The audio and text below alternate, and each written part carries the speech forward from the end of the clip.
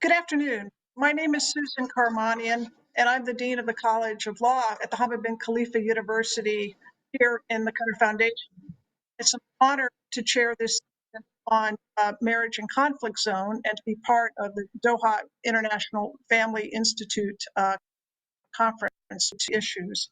The topic of marriage and conflict zones deals with an array of issues, whether it be spousal relation, the treatment of children, questions concerning extended family, religion, and culture.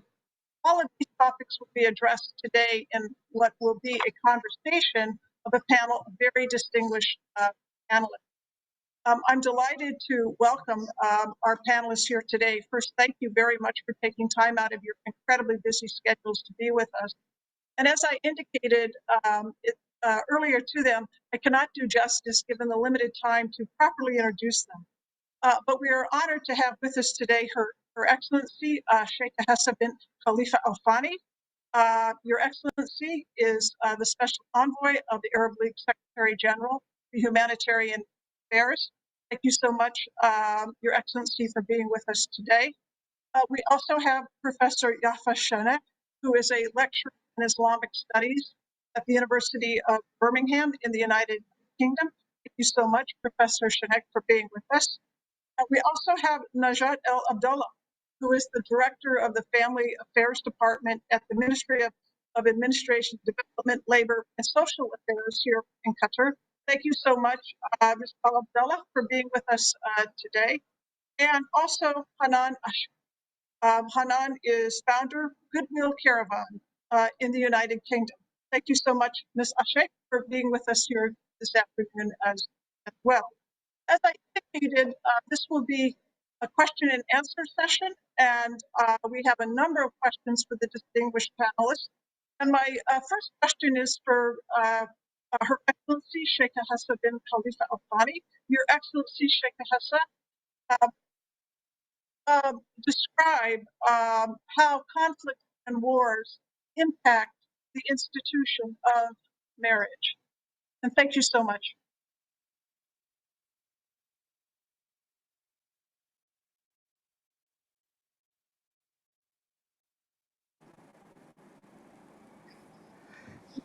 الوقت المتاح للإجابة على الأسئلة.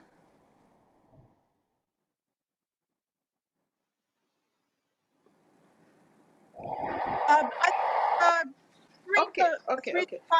5 minutes, please. Thank you.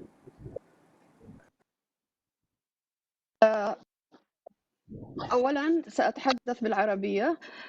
مثل أحب أبدأ بالشكر والتقدير لمعهد الدوحة للدعوة والمشاركة في هذا المؤتمر الهام.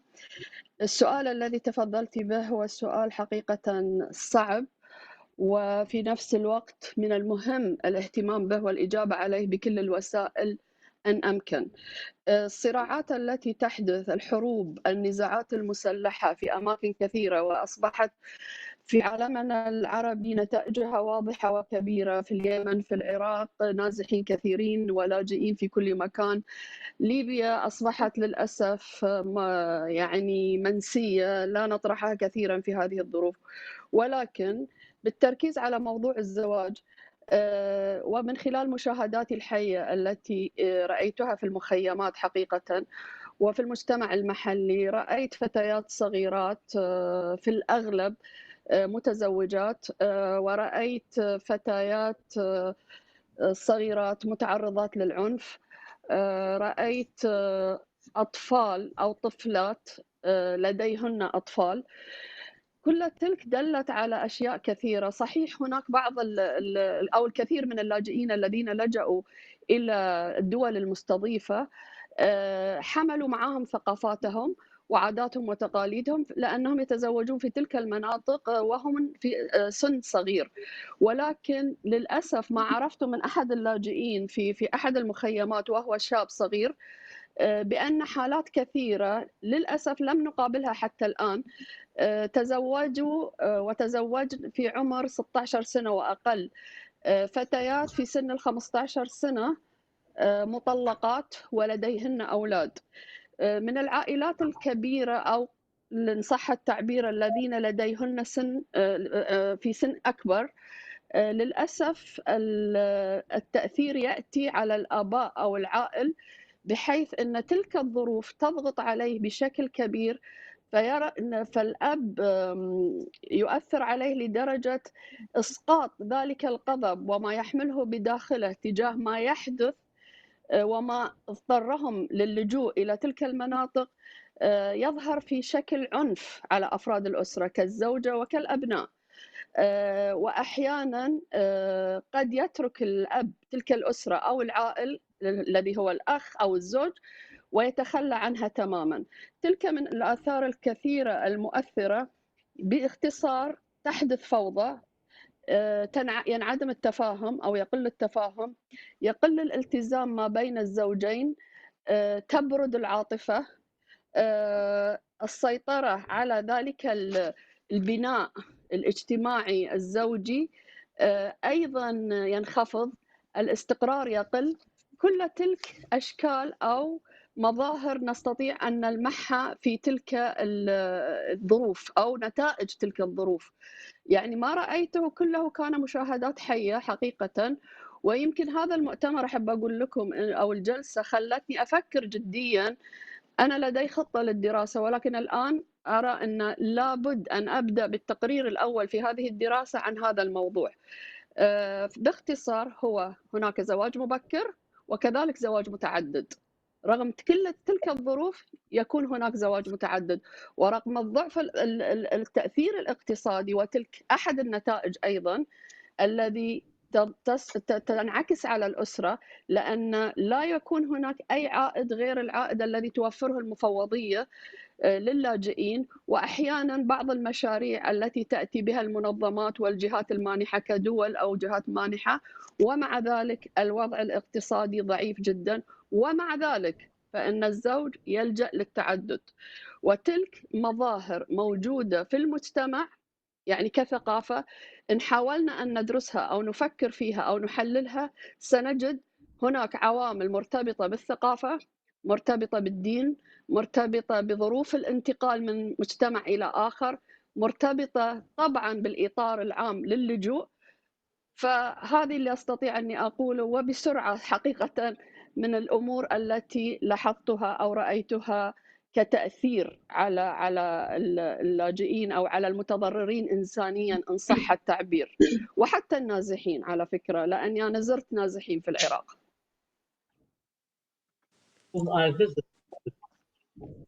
Thank you, Sheikh, Your Excellency Sheikh Hessa, for your firsthand account of a very difficult situations and the sadness that I think everybody now feels given what you have described and the difficulty. I think this observations that Her Excellency Sheikh Hessa just gave, I think Najat Al Abdullah causes me to think about what ways can children be protected then from the type of marital instability and in conflict settings.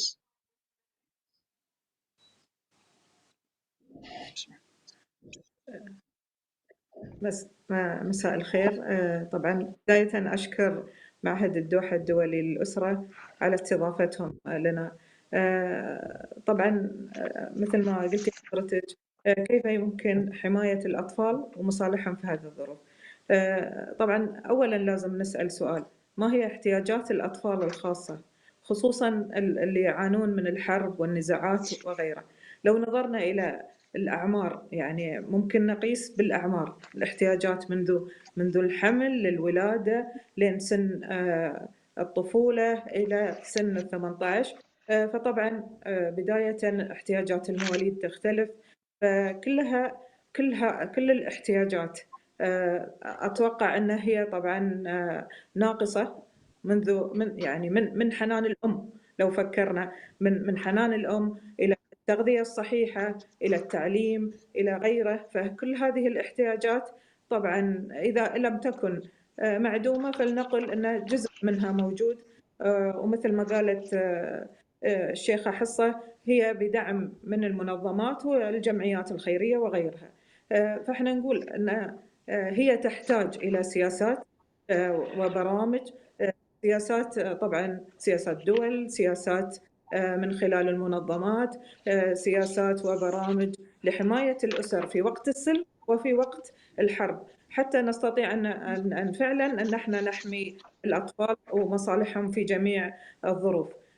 طبعا بالنسبة للأطفال مثل ما قلنا التعليم والصحة، أو بداية الصحة أهم، ومن بعدها التعليم وغيرها، وخصوصا التعليم هو الآن ممكن أن يخرج بعض الأطفال أو معظمهم إلى سن معين من المواقف أو من الحروب إلى دول أخرى، ولكن بمنهج تعليمي معين.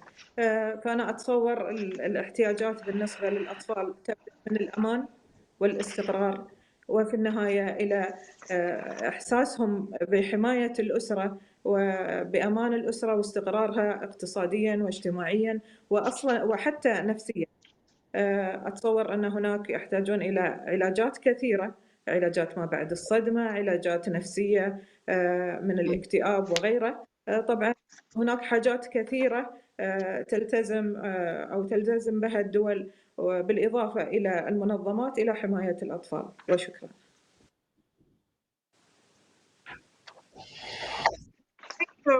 So much, Alabdullah, Ms. Alabdullah.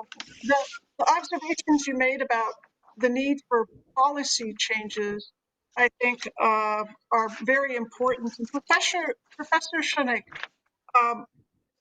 I would be interested in your insights into possible policy changes you would recommend, particularly in the context, for example, what we heard earlier from Her Excellency about gender role, and specifically about the role of men, and of course then the difficulty associated with children.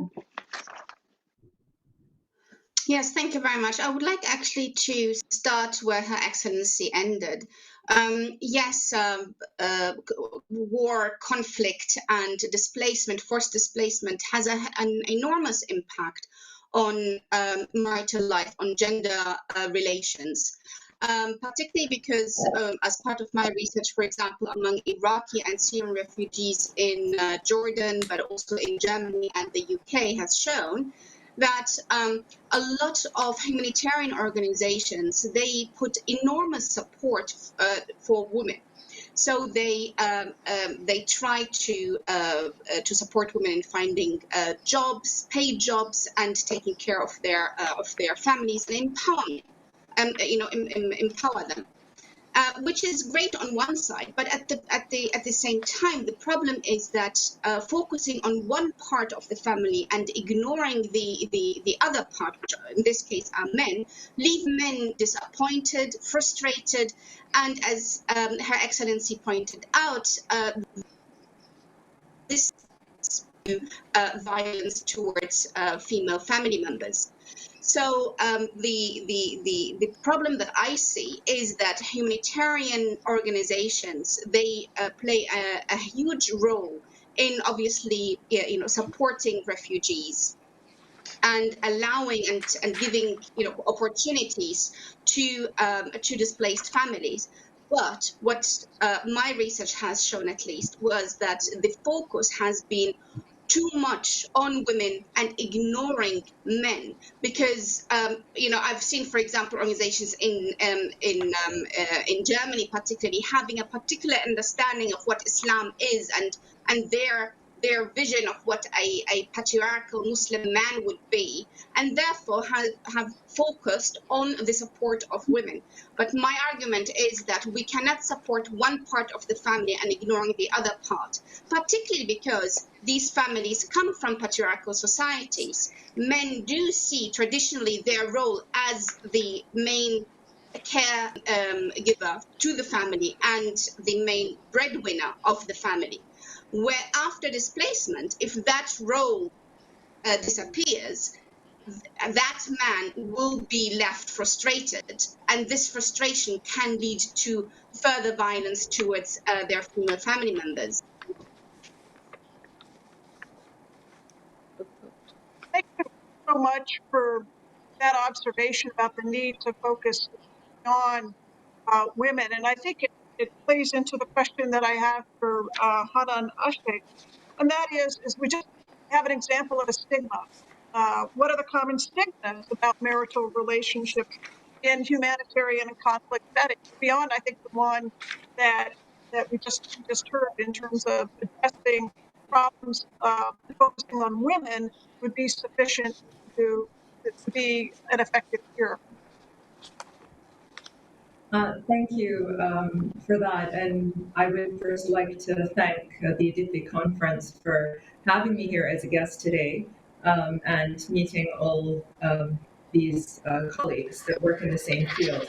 I'd like to continue on from what Yafa was saying about the support being focused more on women and children and not so much on males. And that is one of the reasons that some of these stigmas happen, because males in the societies that they come from, whether we're talking about Syria or Iraq or any of these conflict zones, they come from patriarchal societies where they're used to being in charge. They're used to being the person that provides for the family and makes decisions. And at this point, they find themselves in a situation where they are not being supported and they are really struggling. For example, if we look at Greece, where you have hundreds of thousands of refugees and displaced populations stranded there, the official numbers are lower. However, we know from our projects out in Greece, our anti-trafficking protection projects at Goodwill Caravan, that those numbers are at least 50% of what is quoted by the UNHCR and other research conducted in Europe.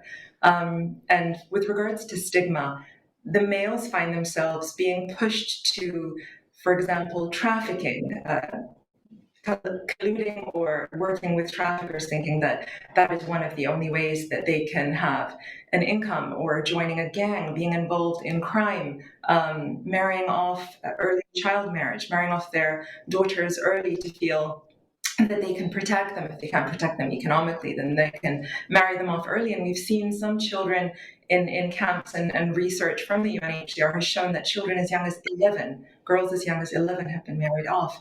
Another stigma within the refugee community is not to trust NGOs, because they are not actually going to help you and they're not going to prioritize what refugees need, which make them, again, at risk of being victims of traffickers and trusting them, or trusting gangs and not trusting organizations. And it would be really good if, as a policy, a program that the European Union could come together to make a program to raise awareness about what happens to people that go with traffickers, and some of the stories perhaps to show people.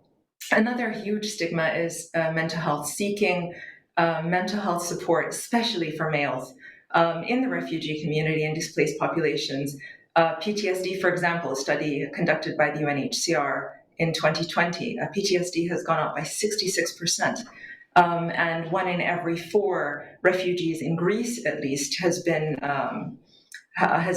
shown to show severe mental health issues, psychotic symptoms, and also thoughts of suicidal thoughts. And in the refugee community, unfortunately, they don't often seek mental health support, even though the situation that they're in after running from war or persecution, the refugee trail that not many people realize can be up to 2 to 3 years, that they can be stranded between, for example, Syria and then Turkey, try to make a life there, realize that they can't due to slave labor paying them $2 to $3 a day, which a man can't sustain or support their family. And so by the time they reach Greece, they think that they have reached the promised land, for example, or Europe, the borders of Europe. Italy is another border, main border crossing for refugees. And they realize that the situation in camps is bad. You have up to 70 gangs per camp in Greece, trafficking, kidnappings, organ trade, sex trafficking. They realize that they're not safe there. So a high percentage of males, especially in 2020 when the pandemic hit, there were reports of suicide, thinking that perhaps if they committed suicide, again, not seeking mental health support because of the stigma in the Middle East and these conflict regions, thinking that their families will go at the top of the waiting list. In Greece, refugees on arrival can wait up to 3 years from the beginning of their police paper to receiving their travel document or their IDs, and that's something that not many people know. So it would be good to raise awareness about mental health support, that it is not something to be ashamed of. And perhaps, as my colleague Yafa highlighted some more support for males and not only focusing on women and children. Great. Thank you so much, Hanan, for that. And in particular, I think you identified the significance of maintaining the family, and in particular, keeping couples together. Your Excellency, in light of these observations, are there additional observations you may have as to challenges couples in humanitarian conflict settings? And secondly, if I could follow up that question with the question of, from your experience, Your Excellency, in working at a very high level in international humanitarian affairs, what policies or programs would you recommend to support couples? Because it sounds like keeping the family together is absolutely essential. Thank you.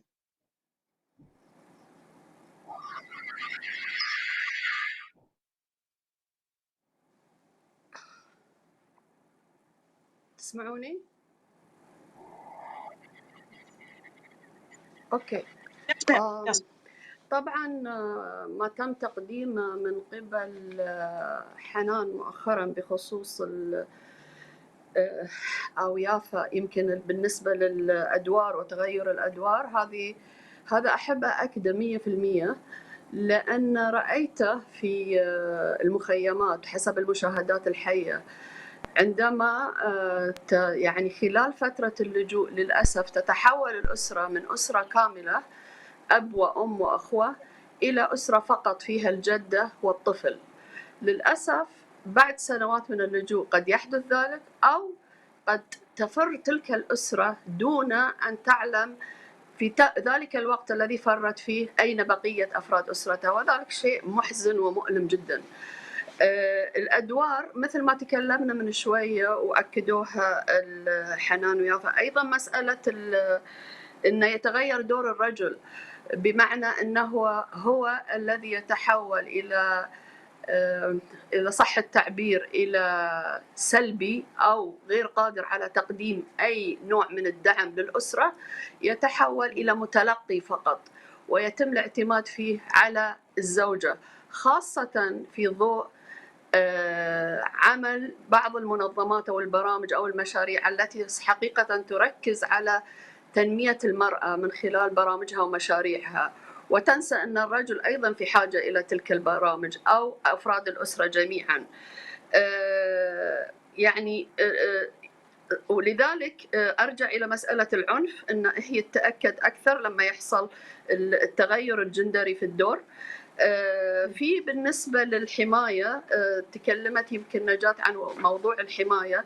صحيح، هو موضوع الحماية موضوع أساسي لابد أن يكون في أوقات السلم كما هو في أوقات الحرب أو وقت النزاعات أو الصراعات، ولكن ورغم أن هناك برامج كثيرة تضعها المنظمات وتضعها سواء المنظمات الأممية أو المنظمات المتواجدة على المستوى المحلي أو الإقليمي والدولي من برامج دعم نفسي اجتماعي، إلا أن هناك أحيانا ثغرات في تلك المعالجات، بحيث يتم معالجة الطفل أو الطفلة أو المرأة أو الرجل خارج نطاق الأسرة، خارج السياق الذي يعيش فيه، وذلك ينعكس أيضا بآثار سلبية في النهاية على أولئك الأطفال. هناك جزئية أحيانا ننساها، هي تتعلق بالأشخاص ذوي الإعاقة، الأطفال ذوي الإعاقة أو النساء أو الرجال. ماذا يصبح وضعهم بالنسبة للحماية؟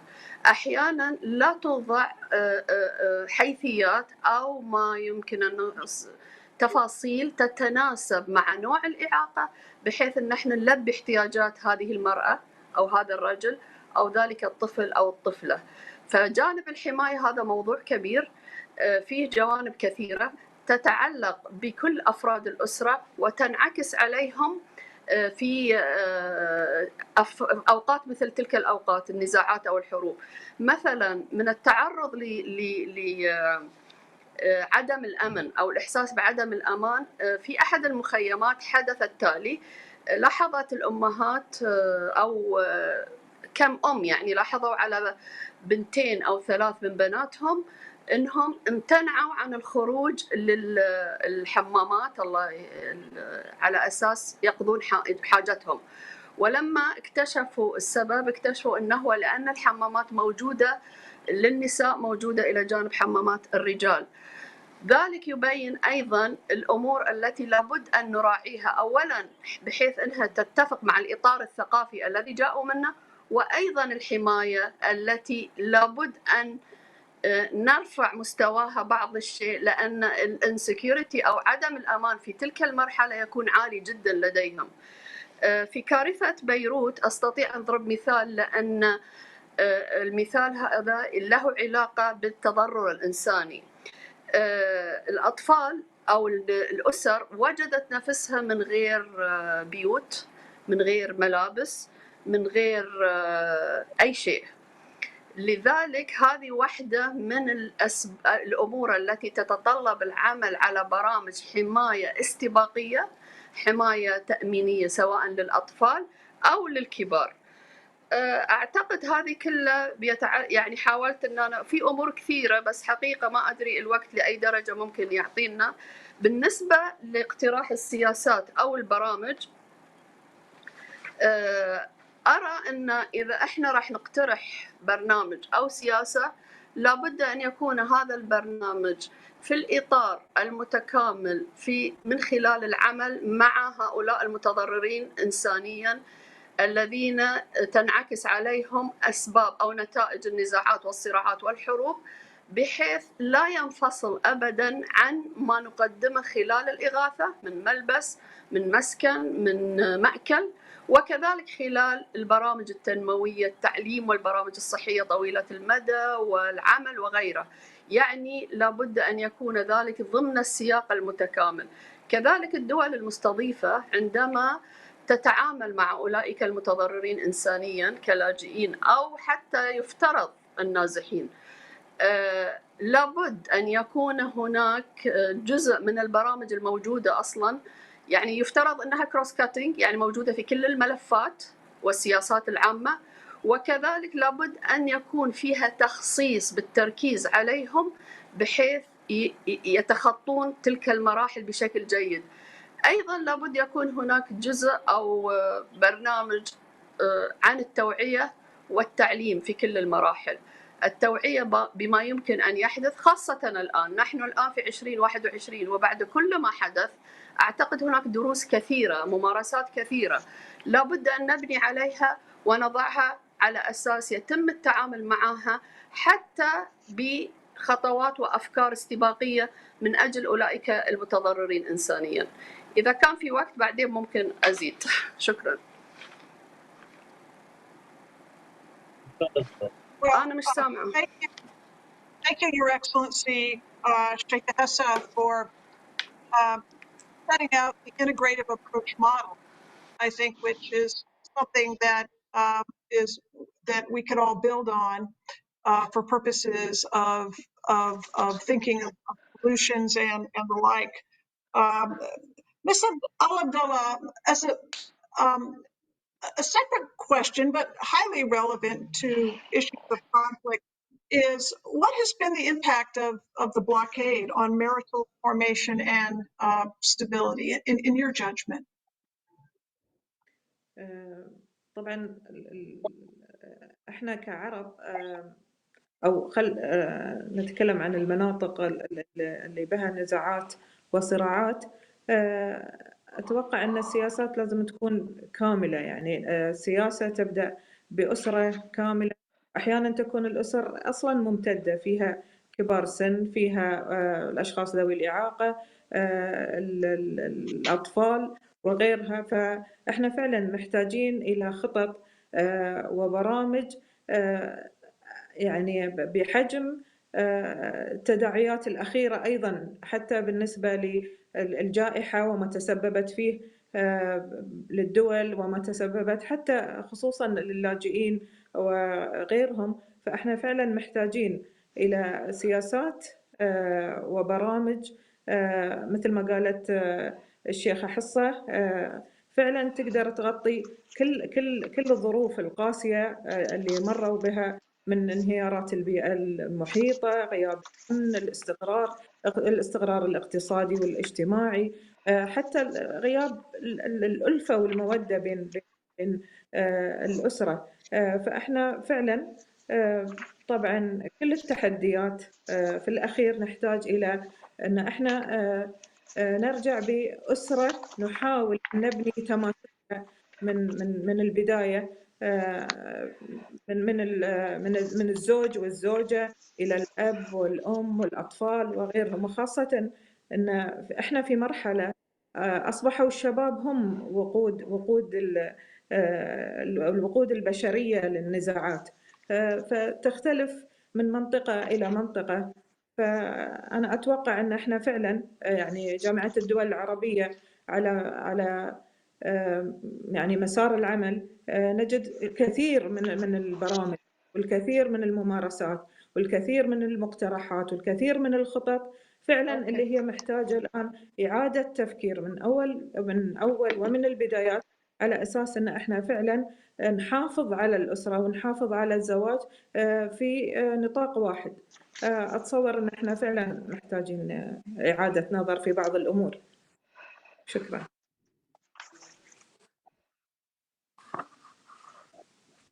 Thank you so much for emphasizing the need to focus on current practices and policy and revisit them and think of a new way of addressing some of the problems that have been identified today.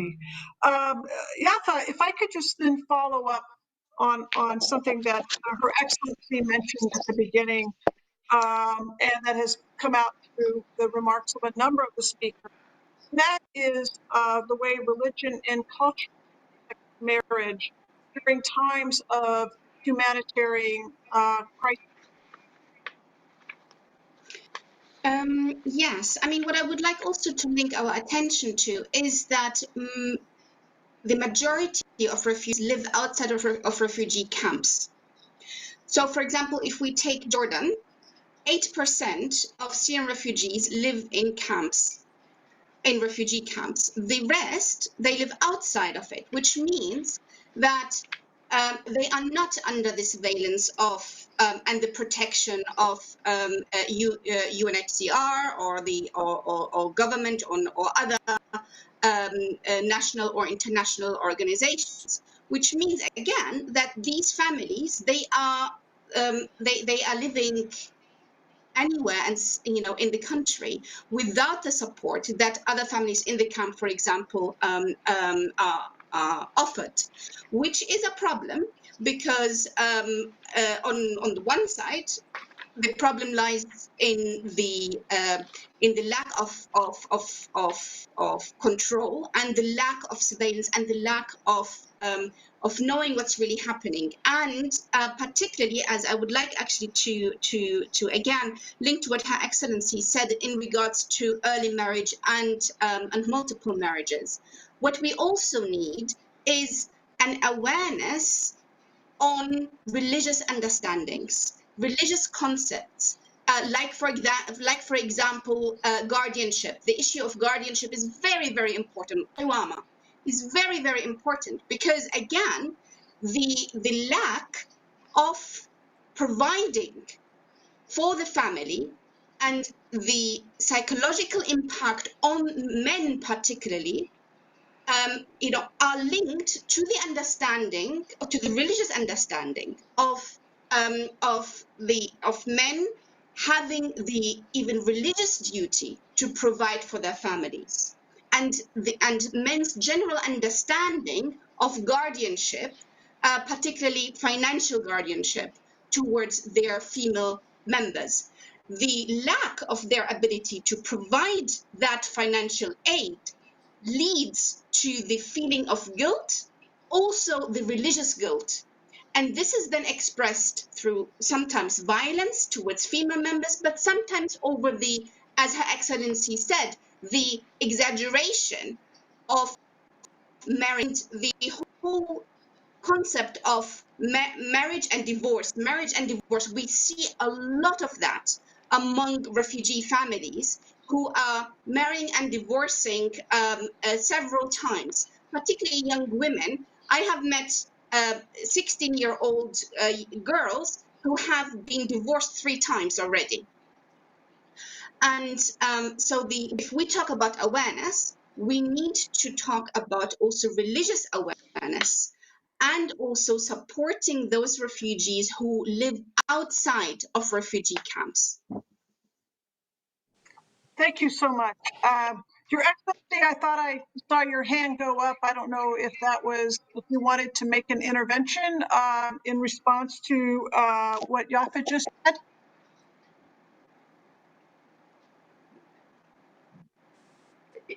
نعم، ما قالته يافا مهم وجميل جدا. الحقيقة حبيت أزود لأن الموضوع مهم مثل ما قلت لكم، فوجدت أن هناك ملاحظات ممكن نزودها. يعني الدول المستضيفة للاجئين أرى أن من المهم أن تعمل مع مفوضية اللاجئين والمنظمات المحلية، والمنظمات المحلية هناك يعني ناشطة بشكل جيد جدا مثل لبنان مثل الأردن، بحيث أن تبذل مجهود في موضوع التوعية مع المواطنين، لأن هناك للأسف تخلق اتجاهات سلبية تجاه اللاجئين عندما يأتون على تلك المجتمعات. هذا يسبب أيضا إحساس لدى اللاجئ بعدم الإحساس بالأمان، بالإحساس بفقدان الحماية، بالخوف، وتنعدم الألفة ما بين الطرفين. ورغم أن هناك تجارب كثيرة إيجابية وناجحة بذلت من قبل المجتمع المدني أو المنظمات التي عملت مع اللاجئين، إلا أن للأسف هذه أنا أسمعها من السائق، أسمعها من المحلات، في المحلات البائعين، الناس اللي أعرفهم. للأسف هناك اتجاهات سلبية. لا بد أن نحمي أيضا اللاجئين من تلك، وتلك أحد النتائج التي تسببها الصراعات والنزاعات. هناك دراسة أعدتها جمعية تسمى جمعية إبعاد بالتعاون مع كوينز يونيفرسيتي على مدى سنة حول اللاجئين السوريين في لبنان، والحديث تم مع 1422 لاجئ سوري في بيروت، طرابلس، البقاع، مع فتيات متزوجات وغير متزوجات، أمهات وآباء لديهم فتيات متزوجات ورجال غير متزوجين. وحدث أن عرفوا من خلال ذلك أن هناك فتيات من سن تحت 12 سنة تم تزويجهم مقابل المال يعني. والحمد لله في أحد الحوادث مثل تلك تم يعني قبض على أولئك من يقومون بذلك، لأنه مثل الترافيكينج يعني، والأمن قام بدوره في ذلك. فخرجوا من تلك الدراسة بنتائج مثل الفقر، مثل صعوبة الظروف الاقتصادية، الهروب من ظروف الحياة تلك. الغريب أن هناك بعض الأسر في اللجوء تعلم أن بناتهن يعنفن من قبل أزواجهم، ولكن هن يرون أن ما يحدث من قبل الزوج لتلك الفتاة أو تلك الابنة، ابنتها أو ابنه، هو المفروض، لأن ذلك يضمن حماية البنت وسترها بالمصطلح العربي في الثقافة العربية، الستر. ولكن ورغم أن هي الزوج يكون عالم بذلك ولكن ويتخوف ويعترف، ولكن الأمهات تجدهم يقولون لك صحيح ذلك يحدث، ولكن ذلك أفضل لها من أن تبغى غير متزوجة واحتمال تتعرض لأي حادث من قبل أي أحد في الشارع أو في الطريق. النساء وجدوا أنفسهم في ظروف مثل تلك الظروف إنهم مسؤولات ليس عن عائلتهن فقط، ولكن عن العائلة الممتدة التي هي عائلة كبيرة فيها الجد والجدة وأحيانا الأعمام والأخوات وغيرهن. وأعتقد هذه هو اللي يعني حبيت أزوده. وتكلمت عن موضوع أن احنا لازم نشتغل على موضوع التعليم والتوعية. أيضا التوعية والتعليم، البرامج لابد أن تشمل العائلة، يعني بمعنى مثل ما تكلمت من شوية أنه لا يكون خارج السياق، ولكن لابد أن تكون تلك البرامج يجري عليها نوع من التكييف أيضا، لأن المستويات الثقافية لابد أن تراعى عندما نصمم برامج ثقافية، سواء للتوعية النفسية الاجتماعية أو حتى للتوعية الثقافية فيما يخص الزواج والإنجاب وغيره. لأن راح أختم بهذا المثال. عرفت بطريق الصدفة أيضا للأسف إن رغم الزواج في الأردن سن الزواج معروف أنه هو 18 سنة، ولكن ضمن أحد المخيمات يتم تزويج الفتيات في سن أصغر 16 سنة، ويتم على يد الشيخ داخل المخيم. وهذا أمر خطير للغاية. يعني تلك نتائج وتلك آثار وتلك مخرجات من تلك النزاعات وما يحدث في هذا العالم. وأنا أرى أن الجهد المقدم في مقابل ذلك والعمل من أجل حله وتلافيه أو وقايته أو تجنبه أو العمل من أجل هؤلاء الناس أقل. صحيح موجود، ولكن ينقصه التنسيق، ينقصه التعاون، لا ينقصه المساعدات. هناك مساعدات كثيرة، ولكن ينقصنا أن نفكر معا وفي أطر إقليمية. لا بد أن ينشط دور الجامعة بواسطة العرب أنفسهم، لا بد أن ينشط دور مجلس التعاون بواسطتنا نحن كخليجيين ومسؤولين وعاملين في المجال. لا بد أن تنشط كل تلك المنظومات الإقليمية ومعها الدولية من أجل أن نحقق نتائج من أجل هؤلاء المتضررين إنسانيا. ويستمر هذا التضرر للأسف، ودخلنا في 11 سنة، وأتمنى أن هذه الأمور تجد فعلا إذنا صاغية بحيث نعمل من لأجلهم ولصالحهم. شكرا. Thank you. Thank you, Your Excellency Sheikh Hafsa, because that intervention actually answered a specific question that came in from the audience about the main factors causing child marriage in conflict zones. And I think you examined that issue specifically and gave us some important facts. It's follow up then with Hanan, and this may be our last question. We've been so engaged in the conversation. But Hanan, in light of what you heard from Her Excellency in particular, with the children and the way that perhaps parents may turn a blind eye, or at least one of the parents will, to this, how do couples survive in given all the trauma? How can they be together and apart? I'd like to thank Sheikha Hassa Yafajah, who all brought up really valid points about these split in the marital unit and these acceptable traditions almost that occur when displaced populations, refugees, migrants move to these countries and are receiving humanitarian aid. There are several issues that too many to get into in 3.5 minutes. But I would like to highlight that, for example, in Greece, which is where Goodwill Caravan's main projects are, the UNHCR had done some research in 2019 on the rejection rate of asylum applications in Greece for refugees, and it was at 44%. Now, what many people don't know is that these married couples are now aware that they will need to wait 2 to 3 years in a refugee camp that is not safe, that has portaloos, where their daughters cannot go to use these facilities without being at risk of rape or being attacked at night or gangs, which is one of the things that might cause a father or a male over the age of 18 responsible for a family unit to marry off a daughter as young as 11, which is one of the cases that I had mentioned earlier, by usually, as Sheikh Hassa had mentioned, the sheikh in the camp. And it's interesting that these traditions or these agreed upon arrangements are not so much acceptable, not in religion, in these places in these regions that people are coming from due to war and persecution, but they are agreed upon within refugee camps and accepted, these child marriages, not bothering to, as a family unit, to send their children to education because they think, why learn Greek or why learn English? They're going to end up in Germany. Or a father getting involved with traffickers. All these things cause splits in families. So to answer your question, or to attempt to answer it, one of the things that we encourage married couples to be aware of is that they are in this together.